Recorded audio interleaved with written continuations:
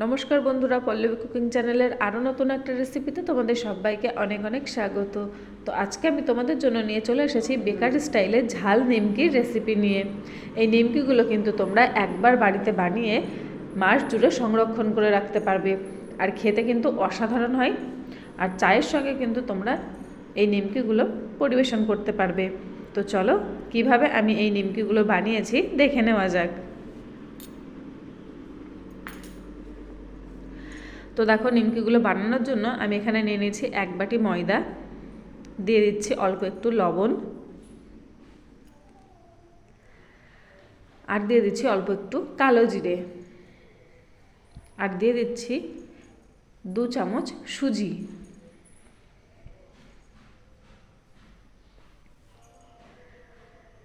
দিয়ে দিচ্ছি 2 চামচ ঘি। তোমরা কিন্তু এখানে ঘিয়ের পরিবর্তে সাদা তেলও ব্যবহার করতে পারবে। এবার এই ময়দাটাকে খুব ভালো করে ময়াম দিয়ে নেব।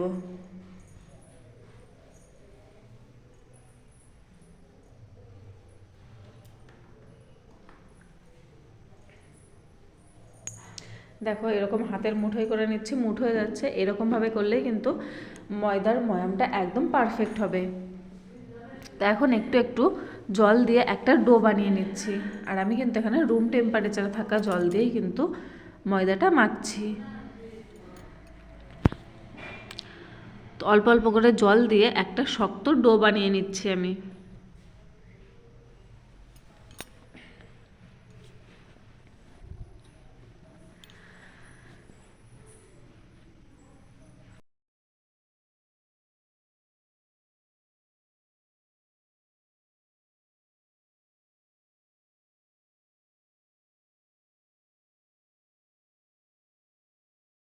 তো দেখো, একটা শক্ত ডো আমি বানিয়ে নিয়েছি।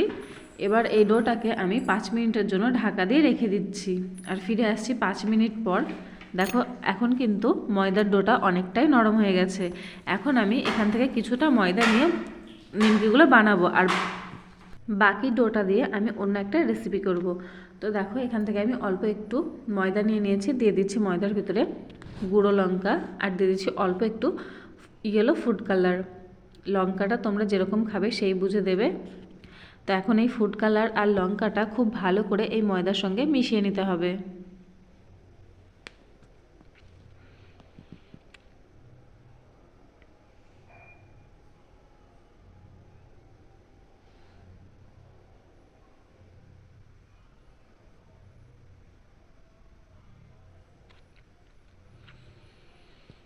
তো দেখো, ময়দাটা খুব ভালো করে আমার মেশানো হয়ে গেছে লঙ্কা আর ফুড কালারের সঙ্গে। এবার এর থেকে ছোট ছোট লেচি করে নেব।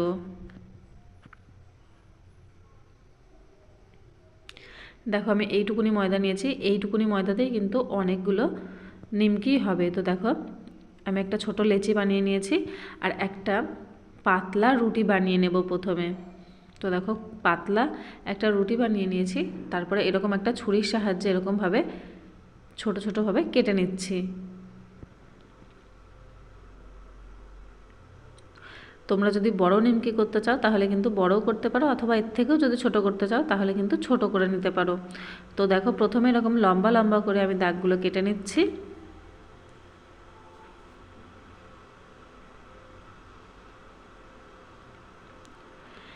এবার আমি এইভাবে এরকম আড়াআড়িভাবেও দাগগুলো ছোট ছোট করে কেটে নেব।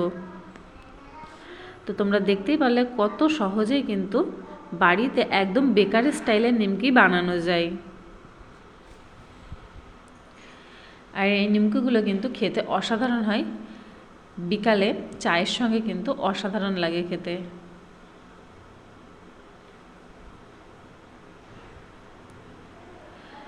তো দেখো, নিমকিগুলো আমার সবগুলো শেপ দেওয়া হয়ে গেছে। এখন আমি এই পিঁড়ির থেকে তুলে নিচ্ছি।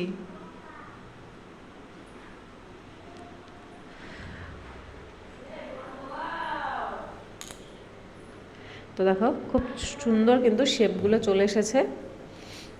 এখন আমি আরও একটা রুটি বানিয়ে নিয়েছি। এইগুলো কিন্তু আমি একটু বড় বড় করে কেটে নিচ্ছি।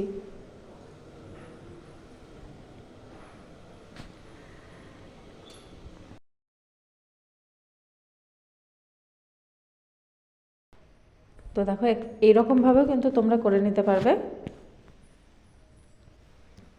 ছোট অথবা বড়, সেটা তোমরা নিজেরা নিজেদের পছন্দ অনুযায়ী করে নেবে।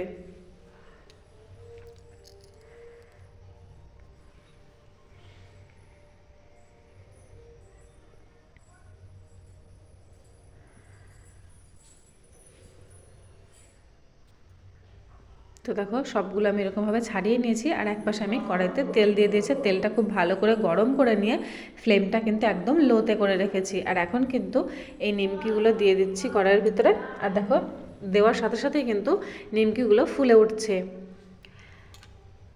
তো দেখো এক থেকে 1.5 মিনিট মতো ভাজা করে নিলেই কিন্তু নিমকিগুলো খুব মুচমুচে করে ভাজা হয়ে যাবে। আর নিমকিগুলো যখন ভাজবে তখন কিন্তু একদম ফ্লেমটা লোতে রাখতে হবে।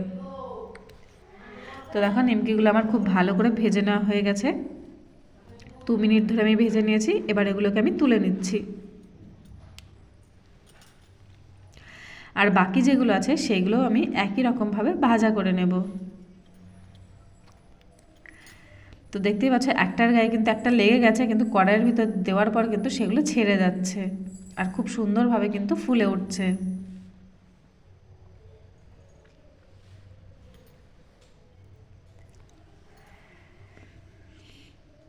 তো এইগুলো আমি একই রকমভাবে ভাজা করে তুলে নিচ্ছি।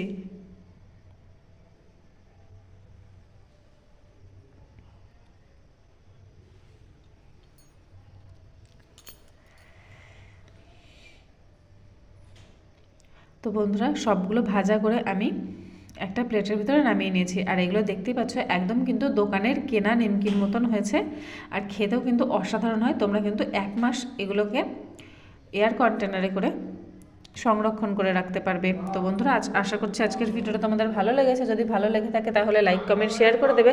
আর আমার চ্যানেলে নতুন দর্শকরা অবশ্যই চ্যানেলটাকে সাবস্ক্রাইব করে পাশে থাকা বেল বাটনটি প্রেস করে যাবে নতুন ভিডিওর আপডেট সবার আগে পাওয়ার জন্য। ততক্ষণ ভালো থেকো, সুস্থ থেকো।